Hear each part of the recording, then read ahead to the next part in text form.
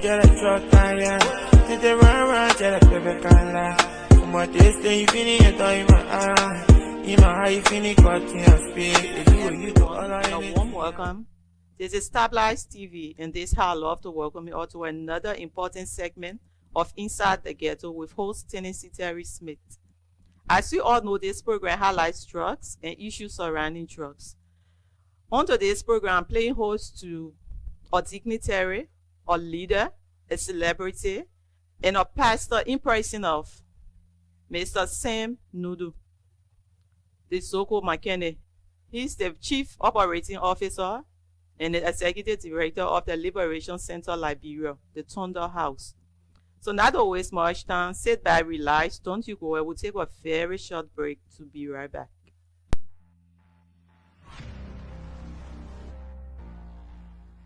Thanks for rejoining us. Like I said earlier on, I have with me in studio the so-called mechanic. So not to waste much time, I'll give the floor to him to better introduce himself and say a bit about himself. Pastor Sam, you are welcome once more. Thank you so much. So my name is Samuel Nunoo, Sam Nunoo for short. I'm a recovery support specialist. Also, I'm a clergy, and I work with vulnerable youth. Some people say disadvantage. I tend not to agree with that all the time. Yeah, some of them get advantage. But I'm the Chief Operating Officer of Liberation Center Liberia and also the Executive Director. Liberation Center Liberia is a faith-based drug rehabilitation program that help people who are affected by drugs, male, female, and especially the vulnerable young ones, the juvenile. Our aim is to help them to have recovery and to be able to live a full life again, that they can be live as normal Liberian citizens. All right, thank you. So before we get into the program, I would like you, I don't know if you want to say it because I heard the last time I traveled, you were in Thailand, so I don't know if you want to say a bit about your trip. Not so much. When you travel, people can say, oh, a person can't play them. No, my trip, our school trip. Yeah, we went there for school. Okay. Yeah, or just, it was not about going here and there, just some training, basic training that we went for to be able to help us to do the work better. That's all. All right. So, what service does the Liberation Center offer for recovery? What are some of those services that they offer? Okay, so Liberation Center is involved with first we're involved with prevention education, where we go to schools and community and teach people about the dangers of using drugs. That it's not good to use drugs. We do it mostly in schools and community. Our target is people who have not used drugs or people who are into very early, they're not yet addicted. Mm-hmm. There's some people just using, they've not reached the stage of addiction. So we're into that, prevention education. We're also into recovery, which is what we call rehabilitation, where we have a home that we alias Thunder House for men who are addicted to drugs and want to recover from drugs, want to go through a process of rehabilitation. So we're involved with that also. So we're involved with prevention education, rehabilitation, and reintegration, helping them to get back, find a space in society, whether it's with their family or with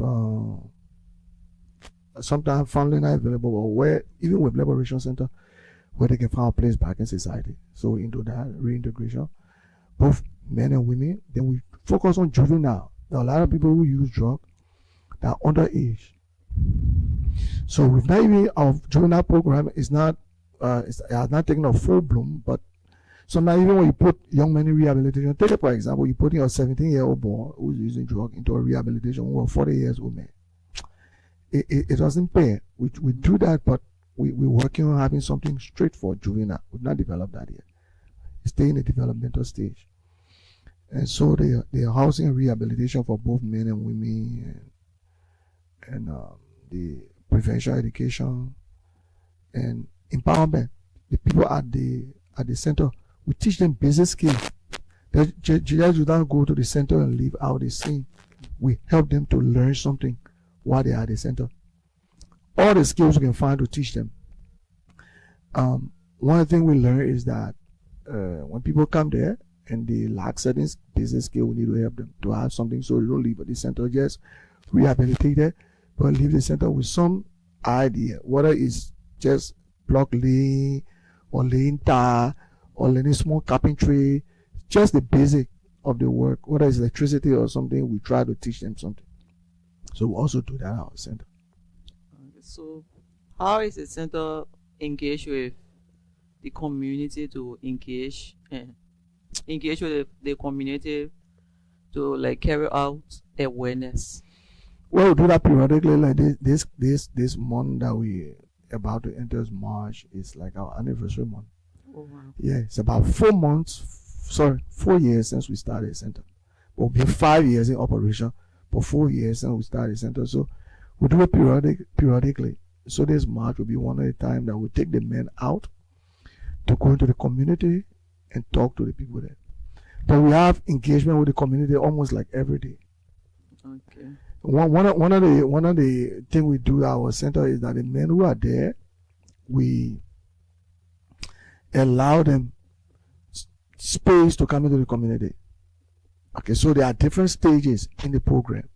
So men who are staying a longer time in the program, we work with them and they gradually we ease them back into the community.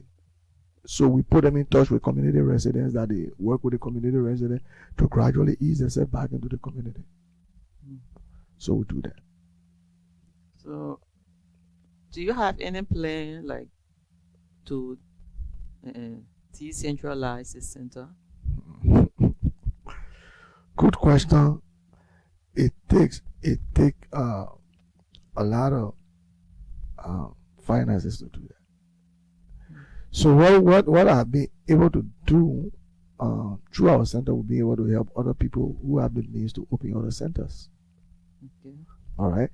So for example, through our center, there's an organization in Liberia. Through the work of our center, we're able to give them our blueprint to help them to open a center. All right. So we train their staff, we train their people, and then we took some of our people from our center to go there and work with them. And the center being open for like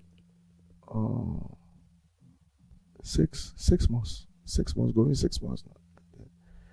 Yeah, it's called Life Transformation Center somewhere in Mahagibi.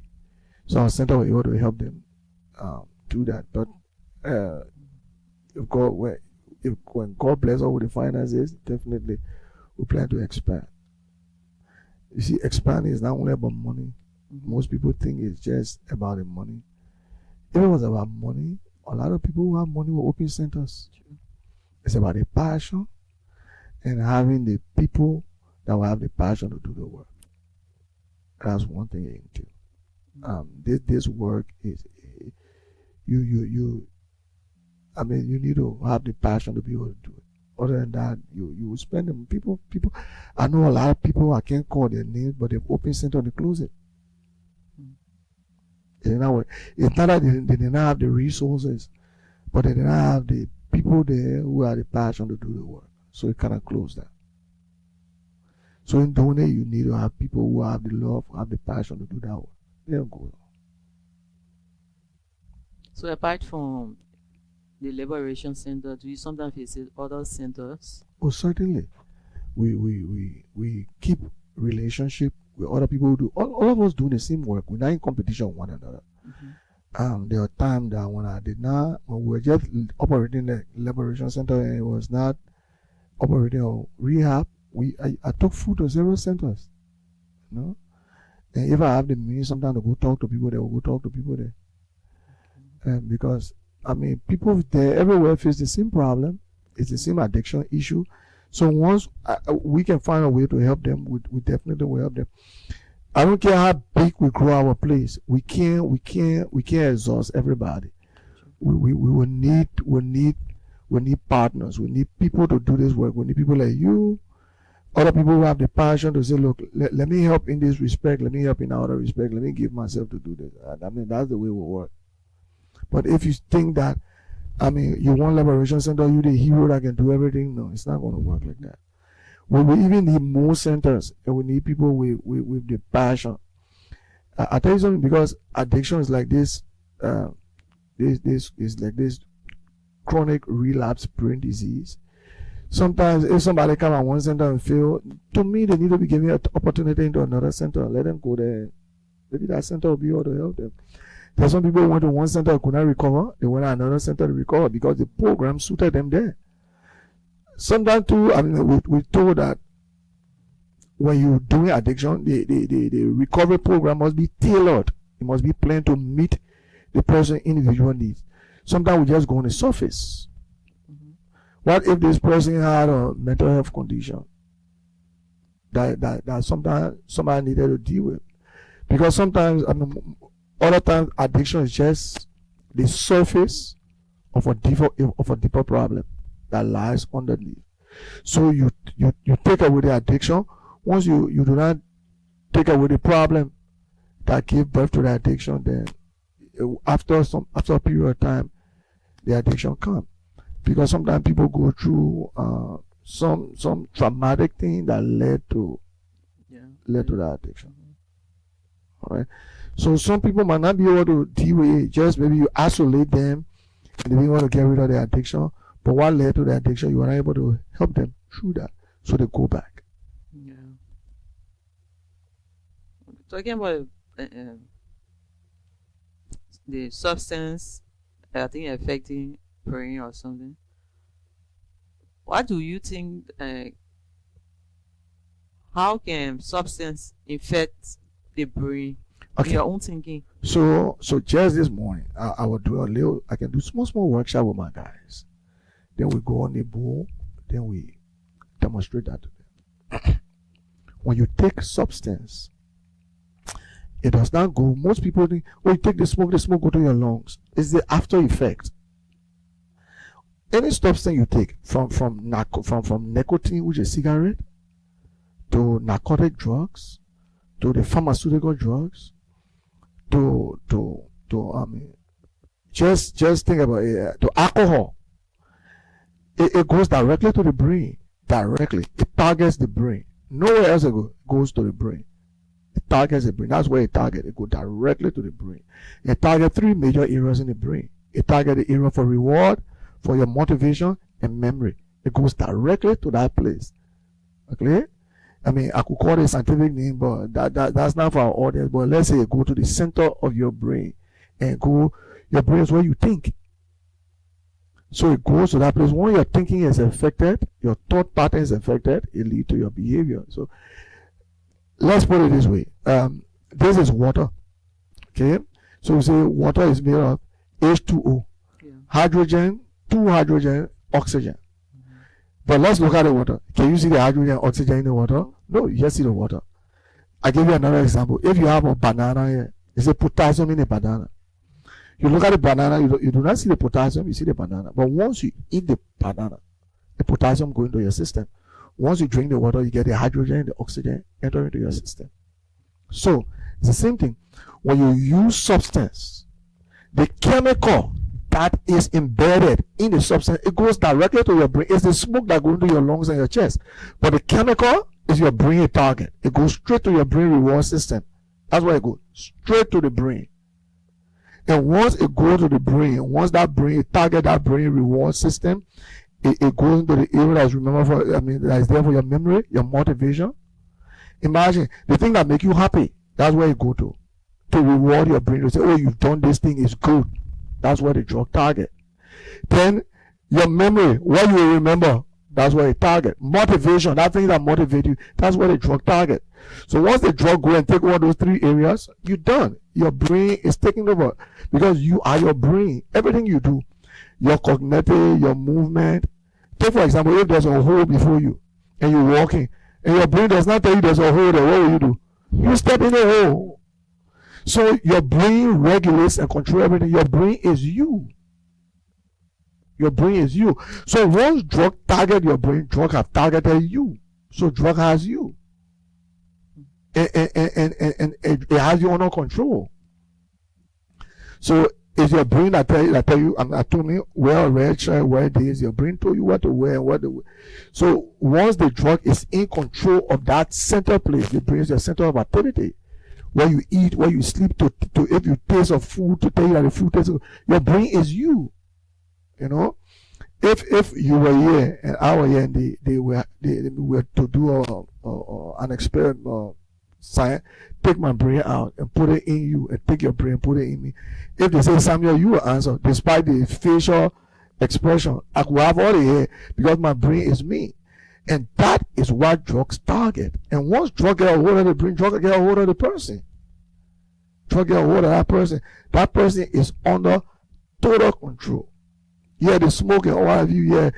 And that's where the other thing will come, cold will come, this thing, but once you smoke that drug, it go to your brain. Whether it's nicotine, which we call cigarette, because that's a chemical that's in a cigarette, or narcotic drug that we can call it, whether it's the marijuana, the kush, or the cocaine, or the heroin, or the pharmaceutical drug that we use, and whether it's the tramadol or the benzodiazepine, or the Beware, or the background, all the ones that they use, or the promazine. Then you go to the alcohol, it goes to the brain. Why would somebody drink alcohol? You were walking straight before you went to the alcohol shop. After you drink the alcohol, you come back and you start messing your step. Because the alcohol went to your brain. It's your brain responsible for your motor skill, your balancing, your muscle, your reflexes, everything. So when the thing go to the brain and turn the brain over, man, it got you. So that is why, you see, addiction is defined as a chronic relapsing brain disease. That's a classical definition of addiction. Addiction is defined as a chronic relapsing brain disease that is characterized by compulsive drug seeking and use despite the harmful consequences. So I don't care what the consequences are, you will seek drugs. They can show you all the negative things about drugs. Imagine the thing is written on a cigarette pack. Tobacco seriously damages your health. And someone still thinking about smoking because it got a hold of the brain. So drug is a brain disease. You know, there's a time when scientists are now done this. The way people thought they would help drug people was they thought they treated them like criminals. They would beat them, they would put them in jail. Some parents still think that way. They will grab the children and take them to an army barrack. They say you beat them. It still doesn't help. Punishment, incarceration. I can tell you, I mean, I went to South Beach to preach and I saw people smoking in the cell. I opened one of the cell by chance and wanted to tell them to come for the service, and they were smoking there. I saw it. These eyes, yeah. Open, I saw them smoking there. Tar on the floor. I saw it. This St. Central, I saw it. I mean, been years back, but I saw it with my eyes. It's not that somebody explained to me. So, no, so I saw it. So the incarceration, it doesn't help, and this is why in science, in the science of addiction, we don't treat addicts like criminals. We tell you that the person is sick and they got a disease. So we don't treat them like criminals. Because if you treat them like criminals, then you're not helping them. Grab them, go and beat them. I mean, is just take the time. It's 2:56. Let DA go and read Center Street, 2:56. Give them an hour, 2:56, 3:56. Okay, let them leave. Give 30 minutes, 15 minutes. Everybody will come right there and start believing things. Why? Why do you think people do that? Because they're affected. And if we don't treat it the way we should treat it, like it's a medical condition, I agree that it has some everything attached. For me, it's spiritual, it's physical, and medical. I agree. There's some physical honor too and what have you. But if we don't treat it that way holistically, and that's why we do at Thunder House, we treat it holistically. We treat it like a medical condition. When you go there, we treat it like a medical. We will give you treatment, medical treatment, that will help with your withdrawal symptom. And after we get that medical treatment, if I will do pre-counseling, because we know it has to do with your mindset. We do pre-counseling, then we'll treat you medically, then we start to counsel you mentally, then we start to go through teachings with you. We try to go through scriptures and try to help you to have a foundation in God.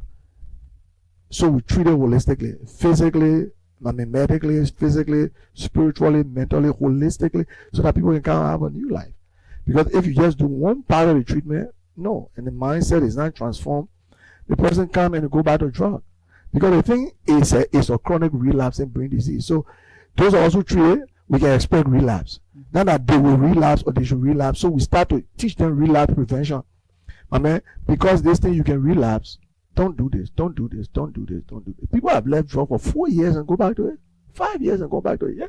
I know somebody who left drug for 10 years and went back to it. 10. Yes. I'm not telling you they say. I know him personally.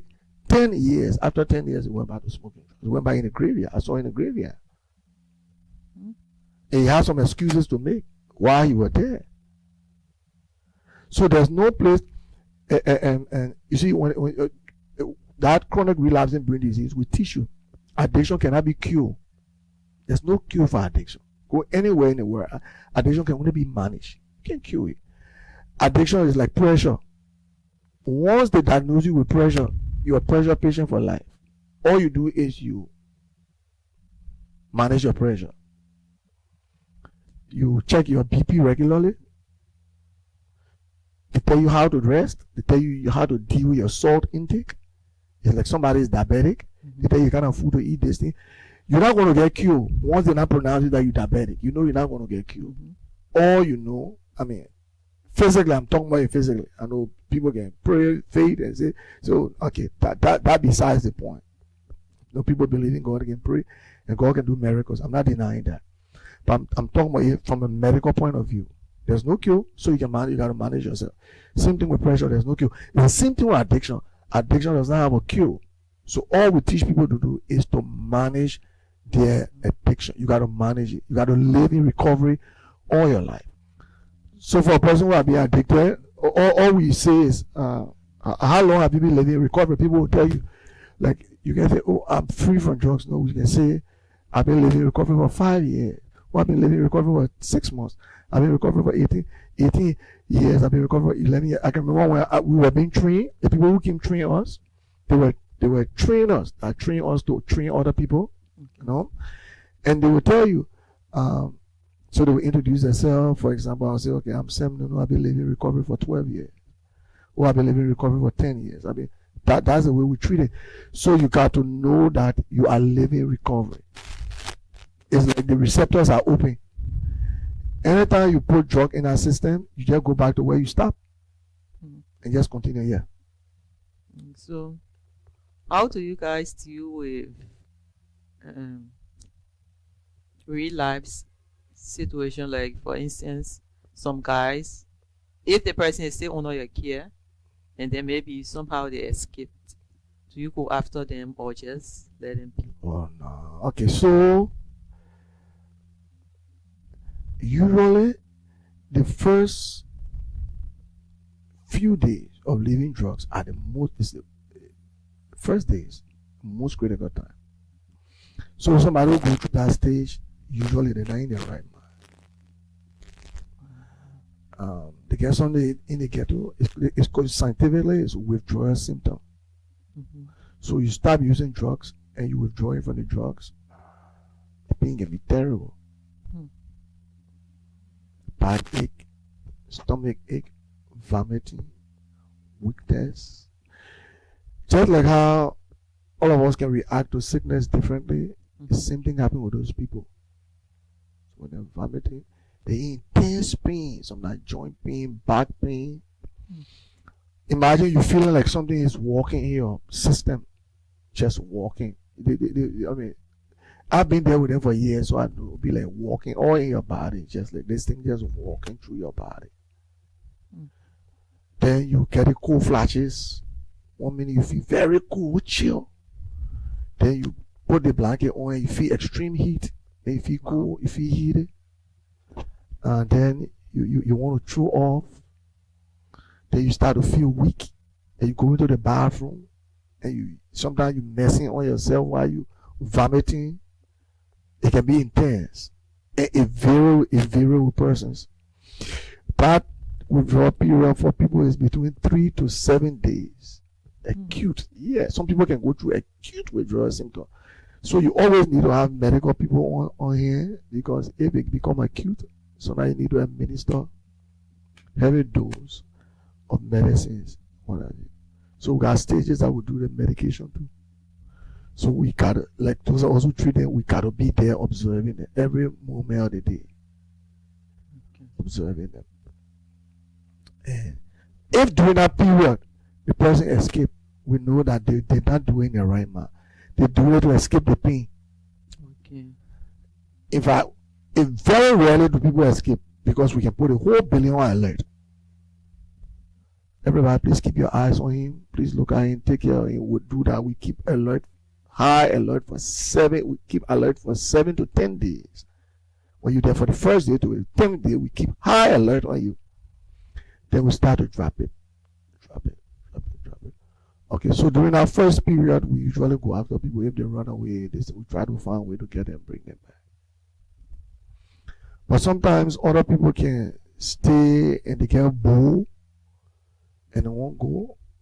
Some other people, because addicts do not have way of expressing themselves, especially when they're addict, most of them, they express themselves with their action more than their words.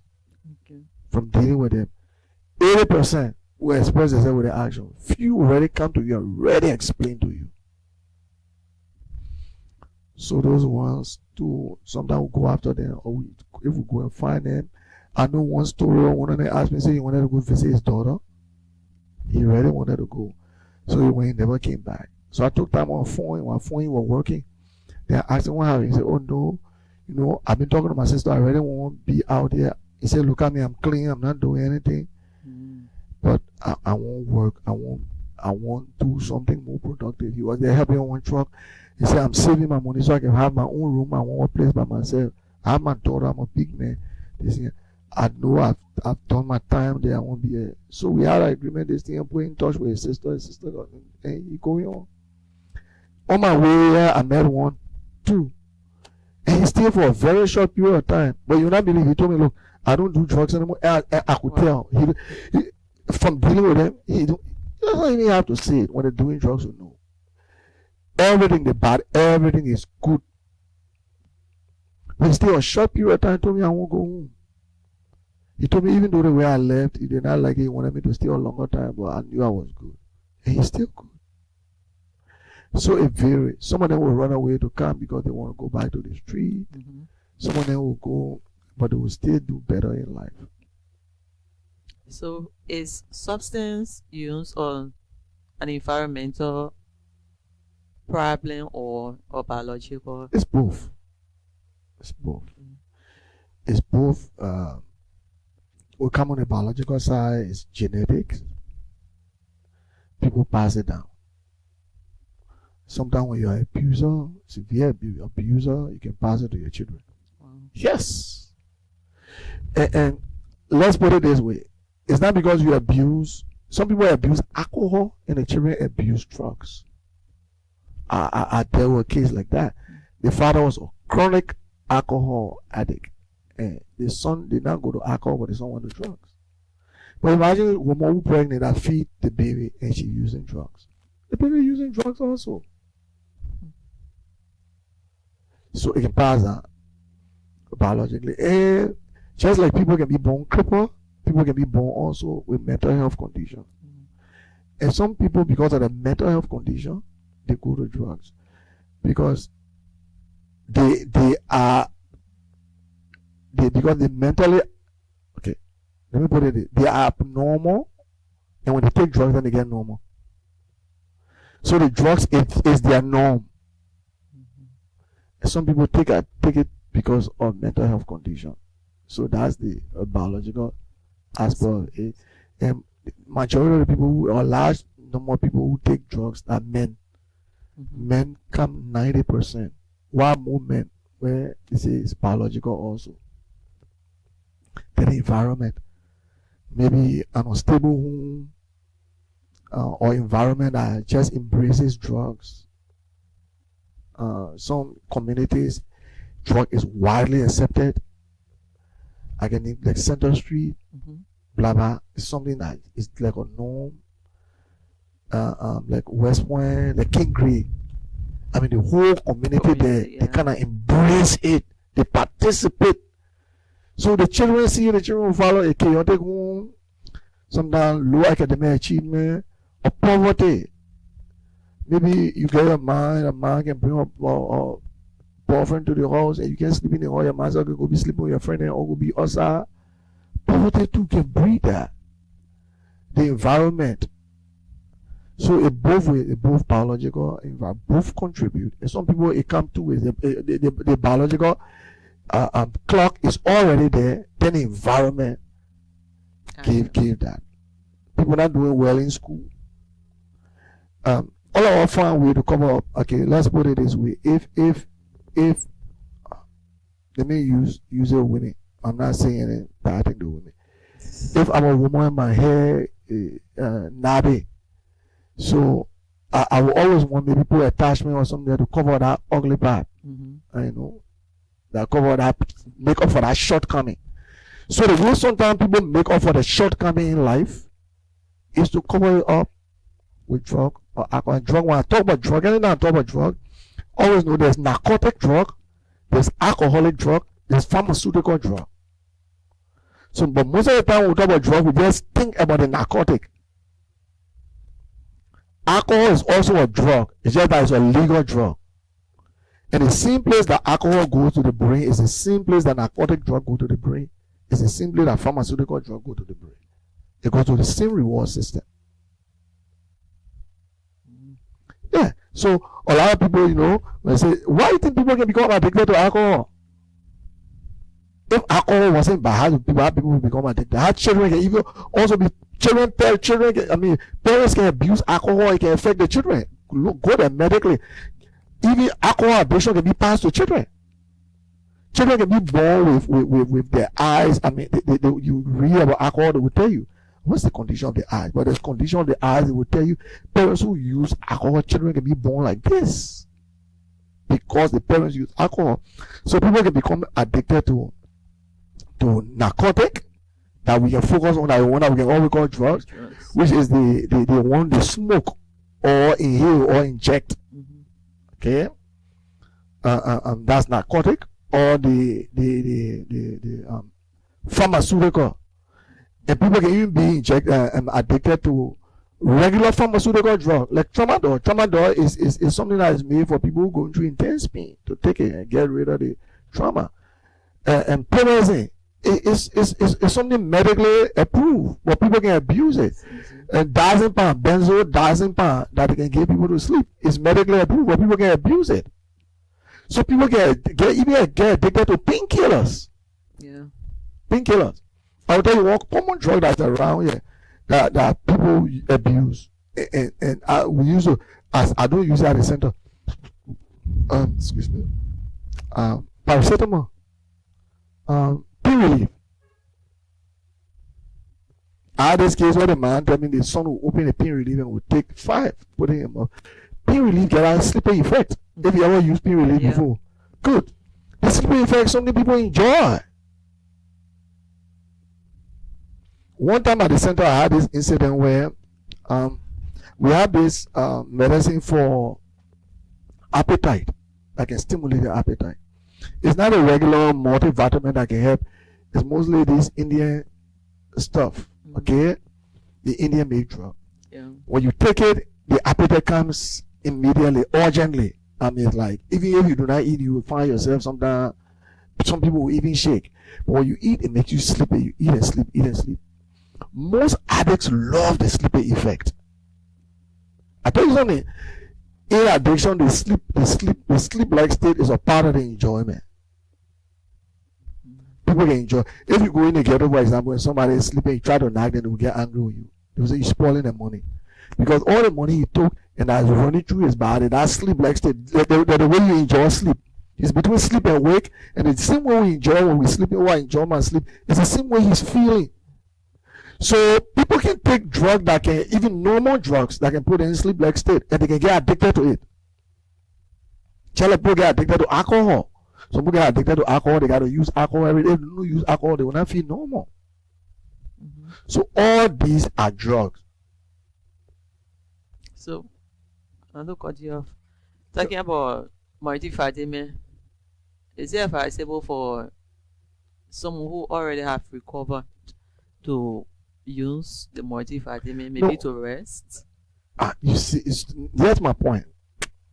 You can become addicted to it. That's the thing. If you cannot rest except you take it, then you're addicted. Wow. Yeah, I know people who take promethazine.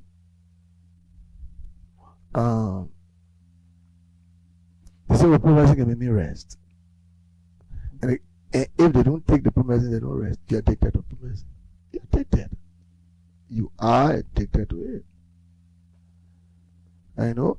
Addiction is something that you crave for it. You become a slave to it. That's where the word addiction comes from. So I know some people sometimes will leave the narcotic drug, but then they get addicted to some of the pharmaceutical, and they would take it to sleep. They say, "Oh, it can make me rest. It can make me sleep." Now, so here's my point. If you want to be addicted to it, it's simple. Put the promethazine away and sleep. If you can't sleep except you take it, then you're addicted. People can be addicted to painkillers. People like the Michael Jackson. What did he overdose on? Michael Jackson was addicted to painkillers. Michael Jackson overdosed. They found painkillers in his system. Go there. The medicine that his doctor was giving. Go and read the story. The medicine that his doctor was giving, he became addicted to that medicine. That's why he was using all the time. So people can get addicted to even legal drug. It is legal, it's so, but they can get addicted to it. And so when people fighting drugs all the time, going to raid the ghettos and do this and what have you, people always forget that. Pharmaceutical drug too. People can get addicted to it. Okay, so is there anything else that you want to talk about? Maybe I didn't ask any questions, something that you got on mind that you want to talk about? Well, one basically, I maybe just want to include a little talk on reintegration. Let me just say something about it a little bit. When people go through the process of recovery, because sometimes they lost a number of years, some 5 years, someone in 6, someone in 10 years, some people 15 years, about 12, 13 years. So when they've lost that time, they need a period of recovery. When they go through recovery, because they have been out of mainstream society for a long time, take it or leave it, society have left them behind. We want to. So let me put it this way: the smartphone that we use, there are people at their age, you get a smartphone, they can't use it. They will give it to you by saying, "Look, I can't use smartphone. Give me button phone." All right, give me the phone with the button. Why? Technology they bring can't cope anymore. Technology has left them behind. AI can even AI must all be left behind. I got a 5-year-old son. The level of work he can do on the computer at 5 years old. A lot of people can't do it. They can open the computer, lockable password on it, do this, all the different. 5 years old can do that because that is time with the technology. So imagine somebody that wasted time on all the world. A normal addict does not have a phone. So wasted time, all the world left them behind. So when they come back, yes, the recovery have taken place, but then reintegrating into society can be one of the most tedious parts. And when some people try to reintegrate and they cannot reintegrate into society, they find it easy to relapse because that is what they're more familiar with. All of us like familiar ground. When I travel, I was in Thailand, you won't believe that I was craving seeing somebody black. I wanted to see black people. You know, I'm just looking around. Can I see somebody black? I just want to. I'm here in Liberia, all around black people. And at that point, imagine I just want to see black people. I'm looking. Where was it? No black person will pass there. Hours, I guess. Then by chance, the woman can pass. You know, with the West Africans, we can look the same. They are talk to one accent or Ghanaian. But at least she could talk to me. She could talk to me. We could speak English. So I'm Ghanaian. I said, okay, then we talk a little bit.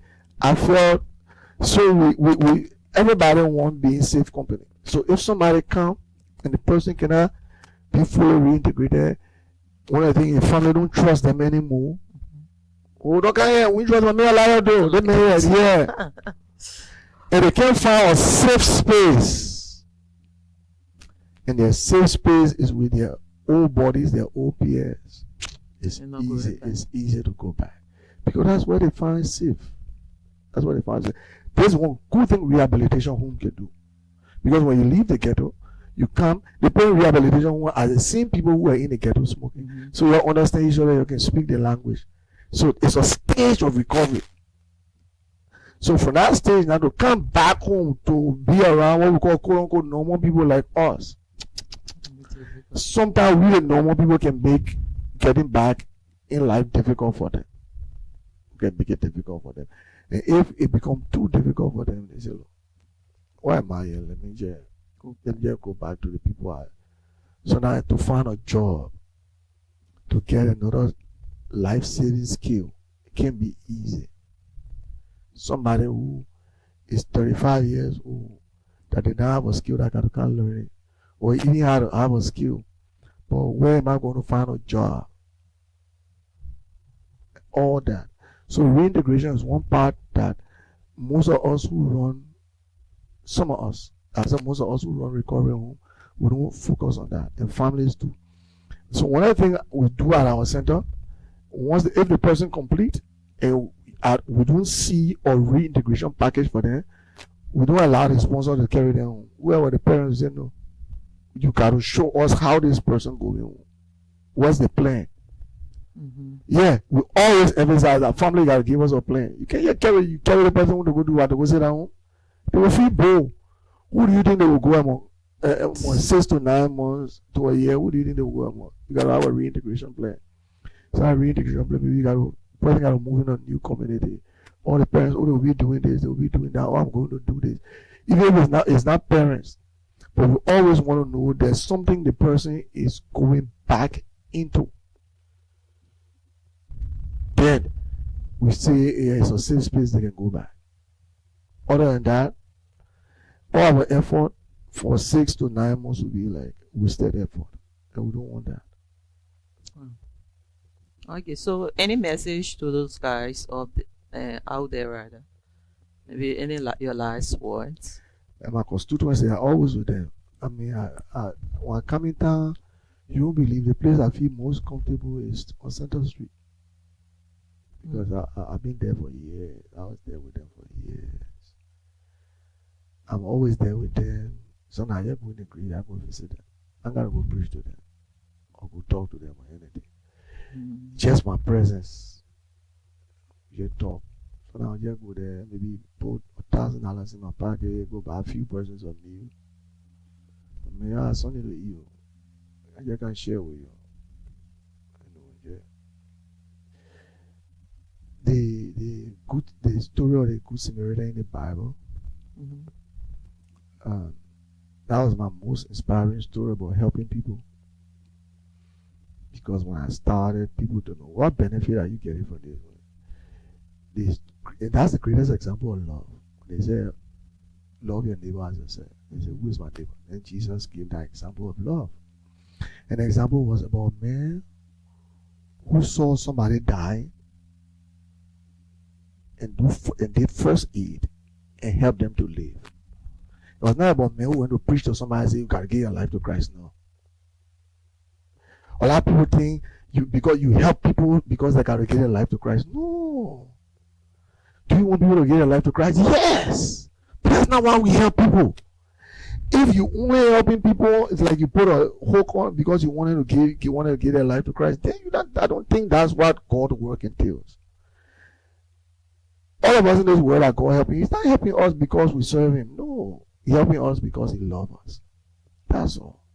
I love you. Whether you're going to change or not, I want you to know I love you. I care for you. That's all. That's the greatest example. Even if they do not change, yes, I love you. That's all I want you to know. I want you to know I love you. I care for you. And your life can become better. How would they believe that? Their life can become better. They need somebody who just show them that you love them and care for them. Now what I made for that man. Met the man could not even talk. The man was half dead. Pour oil and wine. So took the man, put the man in the inn. And pay. If he had done anything, he owe you anything, he only helped that man to live for the next day. So what am I doing? I'm just helping people to live for the next day. If they can meet Jesus, fine. If not, I've done my part. Okay. So nothing more to say. No, I mean, thanks for. I'll just say thanks to Tapla TV. Thanks for the time. I hope wherever I'm called upon to come and share, give my expert opinion on this, I can share. If you have time in the field, whenever you're in the field, you want me to go help, I'm gonna be willing to help. Okay. This coming month is our anniversary month. We hope you can be a part of the promotion, everything that we're going to do. Okay. We got a song that we released, the boys. They did a song. I think I'll try to listen to the song. Yeah. Yeah, so maybe I will send you the song. You could play on your TV. If from people who right in the ghetto did that song, right in Thunder House, they did that song and released the song, and so we want to feature them. We want to bring them outside. We want to have a concert, and we want to release that song to the public. Then we did a documentary also. So we'll be doing that program on the 29th of March. Okay. So you invited. We hope you can be a part of it. I will be there by His grace. Amen. Okay. So thank you too for honoring my invitation. I pray and hope that you show up again next time. Yeah. We also pray that you find time. You have more of a feel of what we do when you come see Thunder House. And I'm not there. Then you sit down with them, talk to them, ask them the questions about the place and how you feel. That could give you a feel of what happened within a rehabilitation center. All right, soon I'll be there. Okay, thank you. Okay. All right, guys. So this is how we love to come to the end of today's segment of Inside the Ghetto. Another segment will be on this platform next week, same time. Thanks for watching and goodbye for now.